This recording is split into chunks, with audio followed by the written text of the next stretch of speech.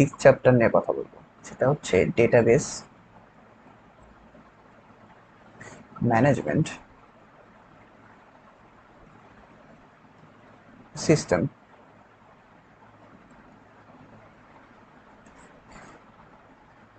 এর জন্য আমাদের প্রথম বুঝতে হবে ডেটাবেস কি।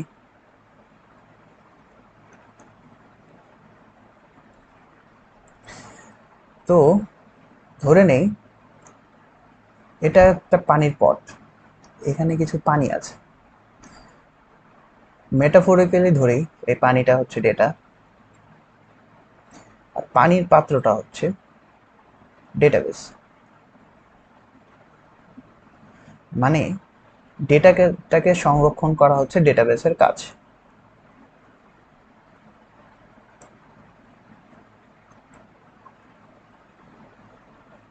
ডেটাকে স্টোর করবে। এখন ডেটাবেস ম্যানেজমেন্ট বুঝতে গেলে ধরে নেই এখানে একটা লোক আছে, তার কাজ কি? এই পানির পাত্রটাকে সে ম্যানেজ করবে। কিভাবে? এখানে ডেটা এন্ট্রি করতে পারবে, এখান থেকে ডেটা ডিলিট করতে পারবে, এখান থেকে ডেটা আপডেট করতে পারবে। এই লোকটাকে যদি আমি একটা সফটওয়্যার ধরে নেই, তাহলে তাকে আমরা বলতে পারি ডেটাবেস ম্যানেজমেন্ট সিস্টেম, যার কাজ হচ্ছে এই ডেটাবেসটাকে ম্যানেজ করা।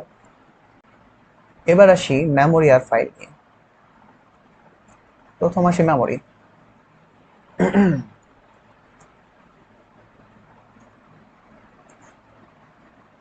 দুই টাইপের মেমোরি আছে, একটা হচ্ছে অস্থায়ী মেমোরি, আর একটা হচ্ছে স্থায়ী মেমোরি। অস্থায়ী মেমোরিতে অর্থাৎ র্যামে যাবতীয় যেসব প্রোগ্রাম লাগে সেগুলা স্টোর করে রাখে আর কি। র্যামের ফুল ফর্ম হচ্ছে র্যান্ডম অ্যাক্সেস মেমোরি।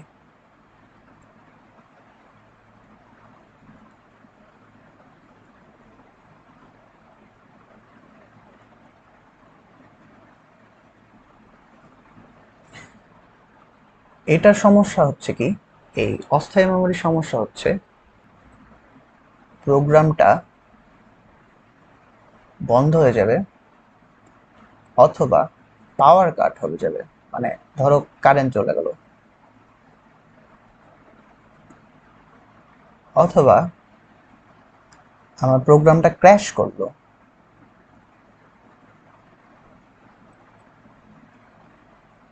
তখন কি হবে? এখানে যে ডেটাগুলো ছিল সব হারায় যাবে। এর জন্য আমরা কি করি, যেসব ডেটা আমরা সব সময় ইউজ করতে চাই, যেগুলো আমরা মুছে দিতে চাই না, সেসব ডেটা আমরা স্থায়ী মেমোরিতে রাখতে চাই। তো এরকম একটা মেমোরি হচ্ছে হার্ড ডিস্ক।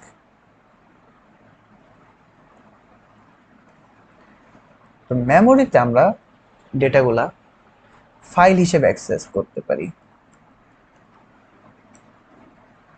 তো ফাইল হিসেবে যখন আমরা অ্যাক্সেস করি, তখন দুইটা প্রবলেম দেখা গেল। একটা প্রবলেম হচ্ছে কি, আমরা যখন নতুন ডেটা ইনসার্ট করতে যাই,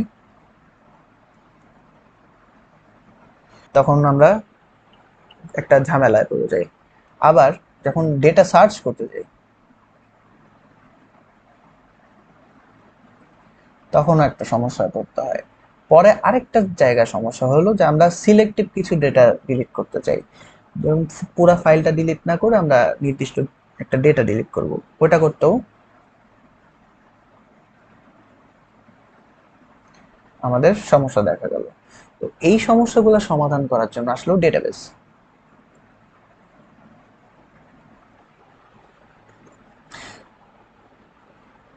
তো ডেটাবেস মেইনলি দুই টাইপের হচ্ছে। একটা হচ্ছে রিলেশনাল ডেটাবেস, আরেকটা হচ্ছে নো এসকিউএল। এটা হচ্ছে 50 বছর আগে অ্যাপ্রক্সিমেটলি আবিষ্কার করা হয়। এটা যদিও পুরান একটা মেথড, এটা অনেক বেশি ইউজ করা হয়। এটাকে আমরা সার্বজনীন বলতে পারি। নো এসকিউএলটা নতুন, কিন্তু এটার অনেকগুলা লিমিটেশন আছে। তো এর জন্য এটা বেশি একটা ইউজ করা হয় না।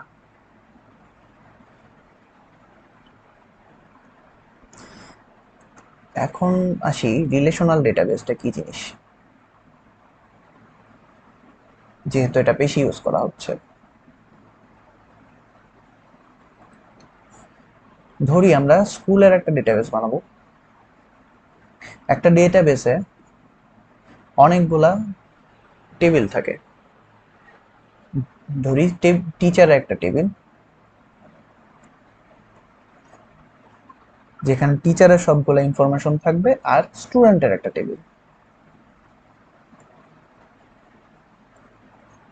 তো টিচার আর স্টুডেন্ট টেবিলের মাঝে একটা সম্পর্ক থাকতে হবে, কি teacher teaches students.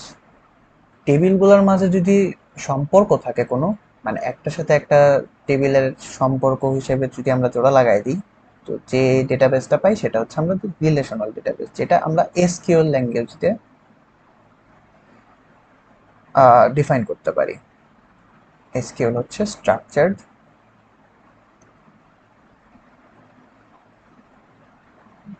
কিউয়েরি language.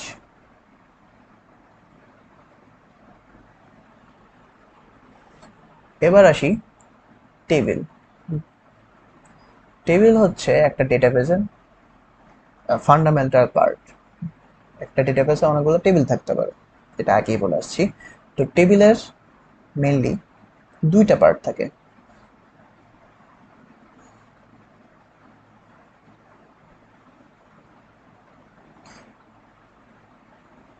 Basically যদি বলি, এখানে সারি থাকে, কলাম থাকে। এটা টেবিলের মেইন পার্ট না। মেইন পার্ট হচ্ছে প্রথম যে সারিটা থাকে, এখানে থাকে আমার টেবিল হেডার, মানে এই কলামগুলায় কি ধরনের ডেটা থাকবে সেটার নাম থাকে, আর সেটার টাইপ থাকে।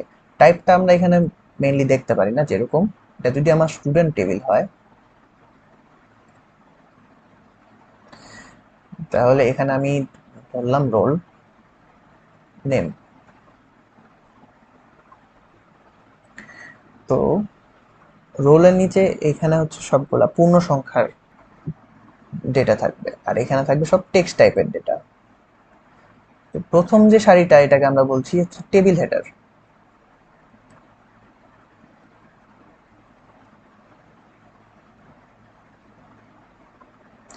আর বাকি যতগুলা সারি আছে, যতগুলা কলাম আছে, সবগুলাকে আমরা বলবো টেবিল বডি।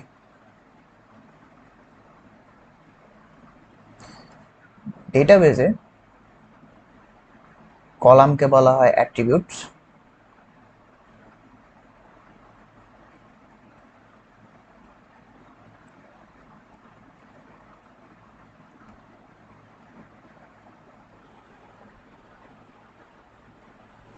আর রো কে বলা হয়, অথবা সারিকে বলা হয়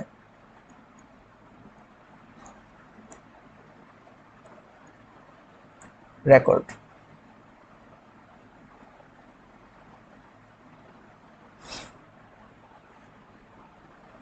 রোলটা হচ্ছে অ্যাট্রিবিউট নেম,